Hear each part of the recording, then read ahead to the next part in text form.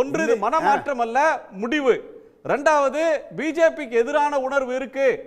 அந்த உணர்வு மேலோங்கும் போதெல்லாம் அதை காப்பாத்துறதுக்கு போறதாக திரு ஜென்ராம் சொல்வது தவறு. பிஜேபிக்கு எதிரான என்ன ஓட்டமே தமிழ்நாட்டு மக்கள்கிட்ட இன்னைக்கு இல்ல. அதிமுகவும் பாஜகவும் சேர்ந்தால் கடந்த நாடாளுமன்ற தேர்தலில் வாங்கின ஓட்டை அப்படியே கூட்டினாலே அவங்க ஜெயிச்சிருவாங்க.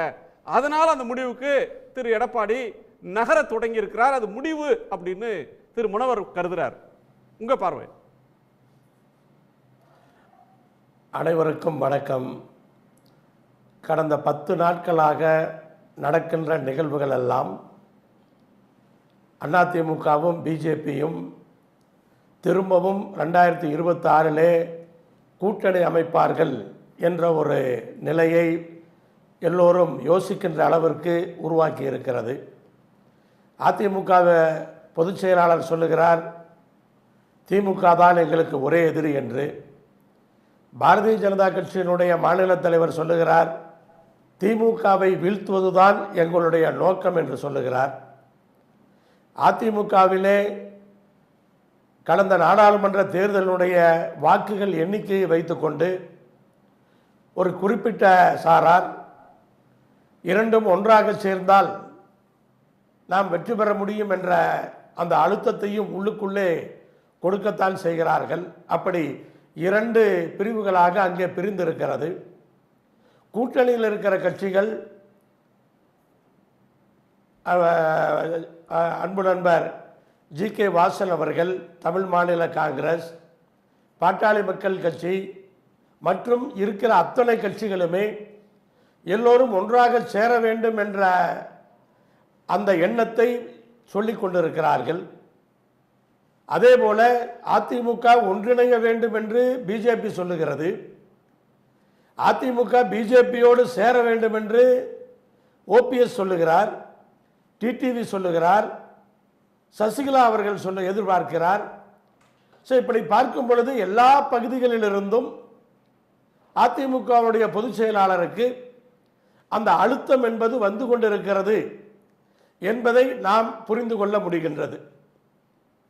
ஆனால் இந்த இவர்களுடைய நிலைப்பாடு பார்க்கும் பொழுது இப்போது தேமுதிகவுக்கு ராஜ்யசபா இடம் இல்லை என்பதை இன்றைக்கு அதிமுக பொதுச் செயலாளர் தெளிவுபடுத்துவதை பார்த்தால் ஏதோ நடந்திருக்கிறது என்பதை மட்டும் நாம் புரிந்து கொள்ளலாம்.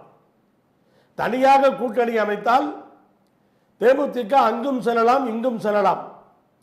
ஒருவேளை சேர்ந்து கூட்டணி அமைத்தால் தேமுதிகவை தாங்க வேண்டிய அவசியம் அதிமுகவுக்கு கிடையாது. அந்த முடிவால் தான் அதிமுகவினுடைய பொதுச் செயலாளர் அவர்கள் அழுத்தம் திருத்தமாக தேமுதிகவுக்கு ராஜ்யசபா சீட்டு இல்லை என்று சொல்லுகிறாரா என்ற சந்தேகத்தையும் அவருடைய நிலைப்பாடு இன்றைக்கு நமக்கு கொடுக்கிறது. ஆனால் இன்றைக்கு அதே போல பார்த்தீர்கள் என்று சொன்னால் மும்மொழி கொள்கை விஷயம் இருக்கிறது, தொகுதி மறுசீரமைப்பு இருக்கிறது, திமுகவும் எதிர்க்கிறது, அதிமுகவும் எதிர்க்கிறது. திமுக எந்த அளவுக்கு எதிர்க்கிறது, அதிமுக எந்த அளவுக்கு எதிர்க்கிறது, களத்தில் பார்க்கும் பொழுது நமக்கு தெளிவாக தெரியும். அப்படி ஒரு திசையில் இவர்கள் பயணிக்க ஆரம்பித்திருக்கிறார்களா என்ற சந்தேகத்தை கண்டிப்பாக கிளப்பும். ஆனால் அதே சமயத்தில் அதில் மிகப்பெரிய அச்சுறுத்தலும் இருக்கிறது என்பதை அதிமுக புரிந்து கொள்ள வேண்டும். அதனால்தான் அதிமுக பொதுச் செயலாளர் அவர்கள் இவ்வளவு நாட்கள் அதை சொன்னாரோ என்று தோன்றுகிறது. இன்னொன்றையும் நாம் எடுத்துக்கொள்ளலாம். நாளைய தினம் திரு ஜெயக்குமார் அவர்கள் பத்திரிகையாளர்களை கூட்டி நாங்கள் கூட்டணியில் இல்லை, அப்படியெல்லாம் எப்பொழுதுமே கிடையாது என்று சொன்னார் என்று சொன்னால் அது வேறு நிலைப்பாடு. ஜெயக்குமார் அப்படி செய்யவில்லை என்று சொன்னால் நாம் இன்றைக்கு பேசுகிற கருத்துக்களிலே இன்னும் கொஞ்சம் உறுதிப்படுத்துகிற தன்மை உருவாகும் என்று நான் நினைக்கின்றேன். நிறைய விஷயங்களை அப்படியே சொல்லிட்டே வர்றீங்க. ஒன்னு, பிரேமலதா அவர்களுக்கு தேமுதிகவுக்கு ராஜ்யசபா தராம போறது அப்படின்றது, ஏடிஎம்கே பிஜேபி தனித்தனியா நின்னா டிஎம்டிகே உடைய டிபெண்டன்ஸ் இருக்கு அவருக்கு. அவங்க பிஜேபியோட போனா தேமுதிகவை சார்ந்து இருக்க வேண்டிய தேவையில்லை. அதனால இன்னைக்கு ஒரு ஸ்டேட்மெண்ட்டை அடிச்சு இன்னைக்கு இல்லைன்னு கைவிரிக்கிறாரு. அப்போ ஏதோ ஒன்று நடந்திருக்கு முதல் நாள் அப்படின்ற ஒரு இன்னைக்கு அறிவிக்கிறதுடைய நோக்கம் என்னன்றீங்க? இன்னொன்று அவருக்கு அழுத்தம் அப்படின்றது பல முனையில் இருந்தது. ஒன்று ஓபிஎஸ் சொல்றாரு, சசிகலா சொல்றாங்க, டிடிவி தினகரன் வந்து அதிமுக கரைஞ்சு போயிடும், காணாம போயிடும் அப்படின்லாம் சொன்ன அந்த நெருக்கடி அவருக்கு இருந்ததுன்றீங்க. ஆனால் அவங்கள சேர்க்கிறதுல எனக்கு உடன்பாடு இல்லைன்றதை நேற்று வரை சொல்லி கொண்டிருப்பவர், அவங்களோட சமரசம் இல்லை அப்படின்னு சொல்ற திரு எடப்பாடி பழனிசாமி அவர்கள் இதுல சமரசத்துக்கு தயாராயிட்டாரு அப்படின்ற முடிவுக்கு நாம் வர முடியுமா?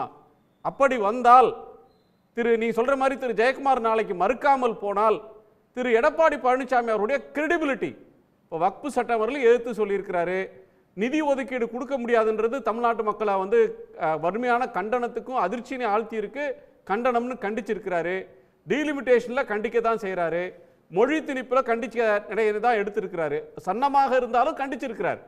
ஆனால் அந்த ஸ்டாண்ட் எடுத்துட்ட பிறகு இப்ப பின்வாங்கினால் அவரோட கிரெடிபிலிட்டி அப்படின்ற ஒண்ணு, அவருடைய லீடர்ஷிப் அப்படின்ற ஒண்ணு கேள்விக்குள்ளாகாதா?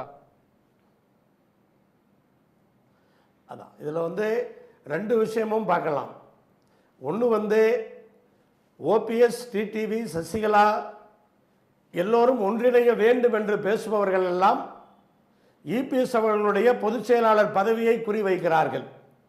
பாரதிய ஜனதா கட்சி என்ன சொல்லுகிறது? எல்லோரும் ஒன்றிணைய வேண்டும் என்று பாரதிய ஜனதா கட்சி சொல்லுகிறது.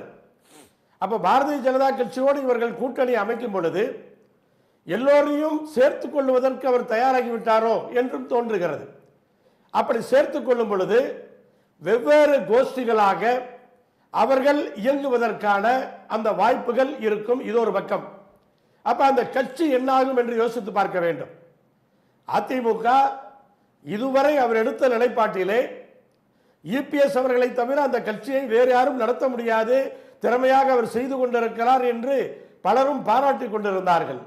ஆனால் இப்படி ஒரு நிலைப்பாட்டை அவர் எடுக்கும் பொழுது அந்த கட்சியிலே வேறு வேறு கோஷ்டிகள் உருவாகி அந்த கட்சிக்குள்ளே இன்னும் குழப்பங்கள் அதிகமாகும் என்பதிலே எந்த சந்தேகமும் கிடையாது. அதே போல இவ்வளவு நாட்கள் அவர் மக்களிடத்திலே பிஜேபியோடு கூட்டணி இல்லை இல்லை இல்லை என்று சொல்லிவிட்டு அன்பு நண்பர் அக்னீஸ்வரன் போன்றவர்கள் எல்லாம் தொண்டைகாய தொலைக்காட்சிகளிலே கூட்டணி இல்லை என்று கத்திவிட்டு இப்போது அந்த நிலை வந்தால் மக்களிடத்திலே இபிஎஸ் அவர்கள் நம்பிக்கையை இழப்பார். இன்னொரு முறை அவர் மாற்றி பேச முடியாது. ஏன்னா இது வந்து மக்கள் பார்த்து கொண்டிருக்கிறார்கள், ரொம்ப வலுவாகவே இவர்கள் எதிர்த்திருக்கிறார்கள், முடியாது என்று சொல்லி இருக்கிறார்கள். ஆனால் கண்டிப்பாக நீங்கள் சொல்லுவது போல மக்கள் நம்பிக்கையை அவர்கள் இழப்பார்கள். அதனால் 2026 தேர்தலிலே அப்படி கூட்டணி அமையும் பொழுது எல்லோருக்குமே தெரியும், கூட்டணி என்பது 2+2 4 அல்ல. இது 2024 தேர்தலிலே 2 ஓட்டுகளையும் கூட்டி பார்த்து இது இப்படி இருக்கும் அப்படி இருக்கும் என்று பேசுவதெல்லாம் கூட்டணி அமையும் பொழுது 2+2 4 கண்டிப்பாக கிடையாது, அது மைனஸ் ஆகும். அப்படிப்பட்ட ஒரு நிலை வரும். அதே போல தொகுதி பங்கீட்டிலே மிகப்பெரிய பிரச்சனை வரும். அப்ப நிலையான ஆட்சியை தருகின்ற கூட்டணி எங்களுடைய கூட்டணி என்பதை மக்கள் புரிந்து கொள்வார்கள். நாங்கள் மிகப்பெரிய வெற்றியை பெறுவோம். உடனுக்குடன் செய்திகளை தெரிந்து கொள்ள சன் நியூஸ் பெல் ஐகானை கிளிக் பண்ணுங்க.